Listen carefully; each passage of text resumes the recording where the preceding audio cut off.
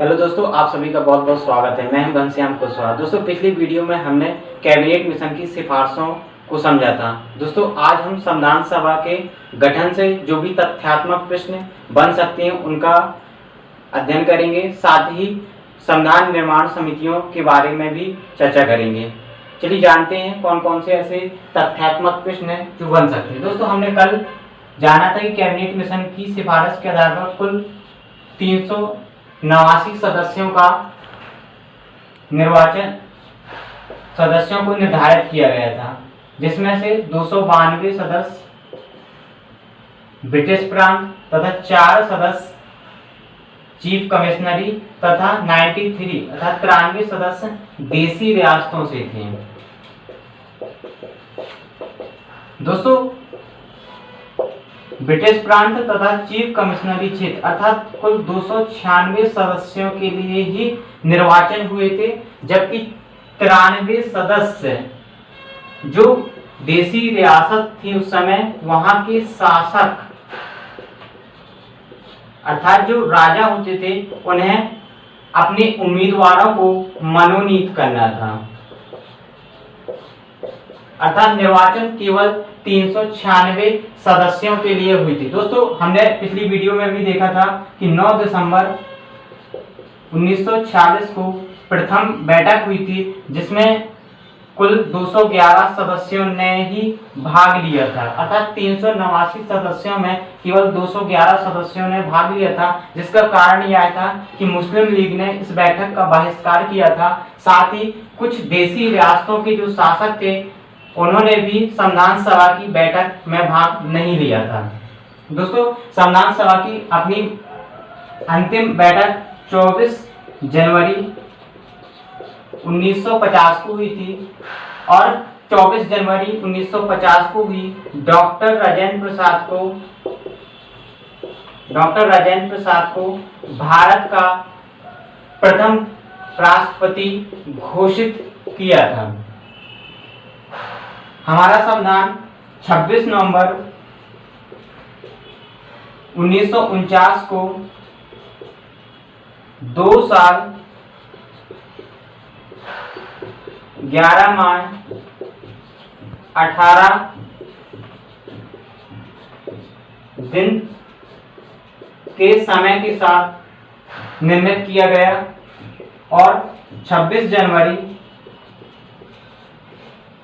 1950 को यह संविधान संपूर्ण भारत पे लागू हो गया, संपूर्ण भारत में लागू कर दिया गया। दोस्तों, जब हमारा संविधान 26 जनवरी 1949 को लागू हुआ तो इसमें कुल 284 सदस्यों ने हस्ताक्षर किए थे। अर्थात संविधान में कुल 284 सदस्यों ने ही हस्ताक्षर किए थे। दोस्तों, जब हमारा संविधान 26 नवंबर 1949 को बनकर तैयार हो गया था तो यह भी हमें जानना जरूरी है कि आखिर 26 जनवरी 1950 को ही क्यों हमारा संविधान संपूर्ण भारत पे लागू किया गया। तो इसका कारण यह था कि 26 जनवरी 1930 को कांग्रेस के द्वारा भारत में पूर्ण स्वराज दिवस को मनाया गया था और यही कारण है कि 26 जनवरी 1930 को भारत का प्रथम पूर्ण स्वराज दिवस मनाने के कारण 26 जनवरी एक यादगार तारीख थी, जिसे संविधान निर्माताओं ने इस तारीख को संजोए रखने के लिए 26 जनवरी 1950 को हमारे संविधान को संपूर्ण भारत पे लागू किया। दोस्तों, अब हम बात करते हैं संविधान निर्माण समितियों के संबंध में।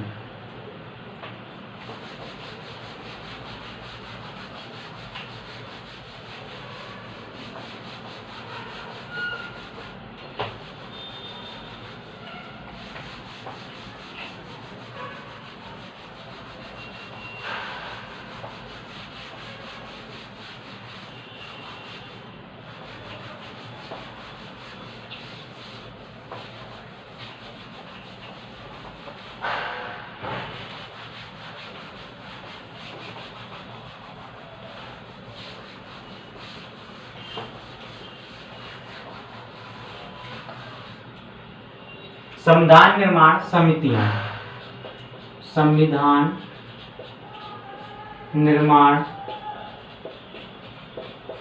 समितियां। दोस्तों, एक देश के लिए संविधान का निर्माण एक जटिल कार्य होता है, इसलिए संविधान निर्माताओं ने सरलता हेतु संपूर्ण संविधान निर्माण के कार्य को विभिन्न समितियों में विभाजित कर दिया, जिसमें सबसे महत्वपूर्ण समिति थी प्रारूप समिति। प्रारूप समिति जिसका काम था संविधान का ड्राफ्ट अर्थात प्रारूप को तैयार करना। यह समिति डॉक्टर भीमराव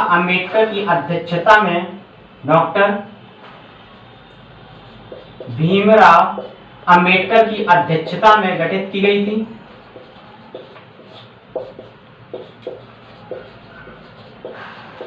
जिसमें कुल 7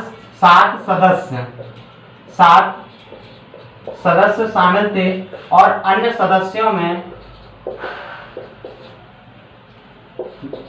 डीपी खेतान, दूसरा केएम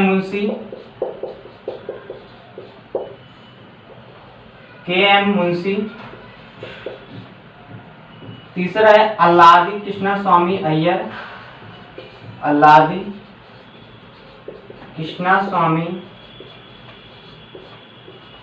अय्यर, और चौथा है एन गोपाल स्वामी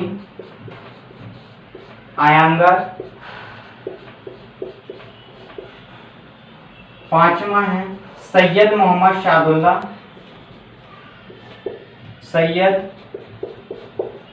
सादुल्ला। और दोस्तों लास्ट BL मित्र। इस प्रकार इसमें कुल 6 सदस्य और एक अध्यक्ष अर्थात प्रारूप समिति कुल 7 सदस्यीय समिति थी। दोस्तों, BL मित्र की मृत्यु हो जाने के कारण इनके स्थान पर एन माधवराव जबकि डीपी खेतान की जगह टीटी कृष्णमाचारी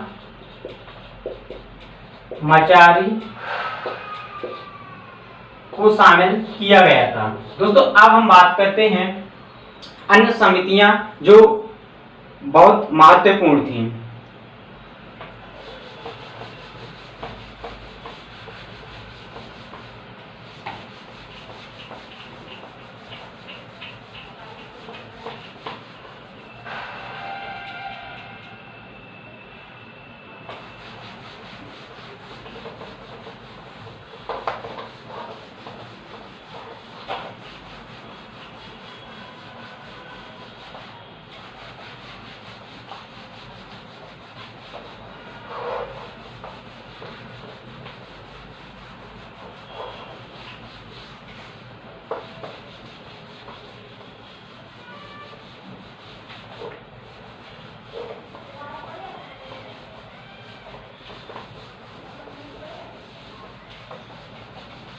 दोस्तों, अन्य समितियों में पहली है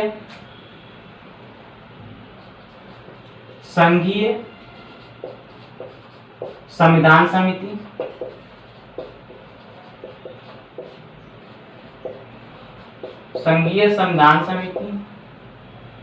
दूसरा है संघ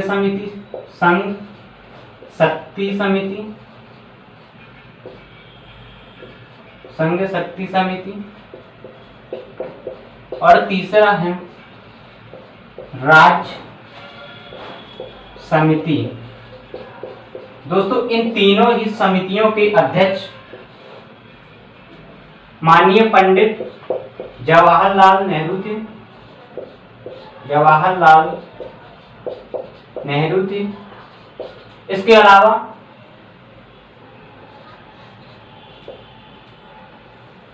मूल अधिकार एवं अल्पसंख्यक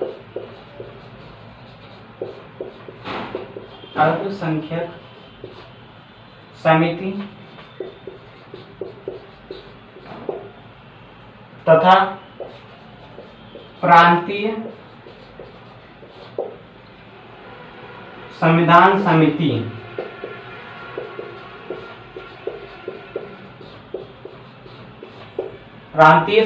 समिति इन दोनों ही समितियों के अध्यक्ष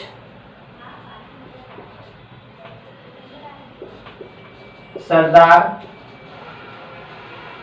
वल्लभ भाई पटेल जी थे। इसके अलावा कार्य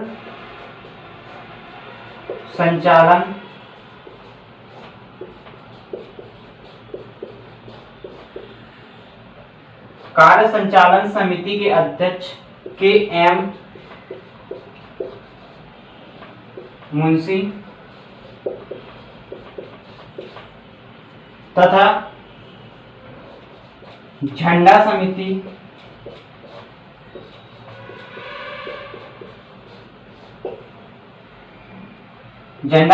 के अध्यक्ष जेवी कृपलानी थी। इसके अलावा प्रक्रिया नियम समिति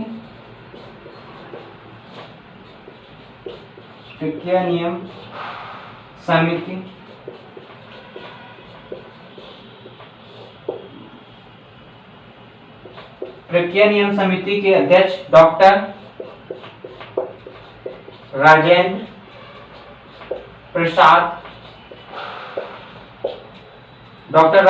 प्रसाद जी थे। इस प्रकार दोस्तों हमने प्रारूप समिति तथा संघीय संविधान समिति,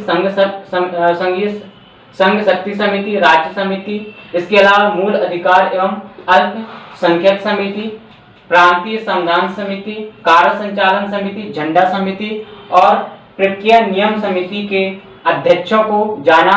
दोस्तों हमारी वीडियो को इसी तरह देखते रहिए और ज्यादा से ज्यादा मित्रों तक साझा कीजिए। धन्यवाद।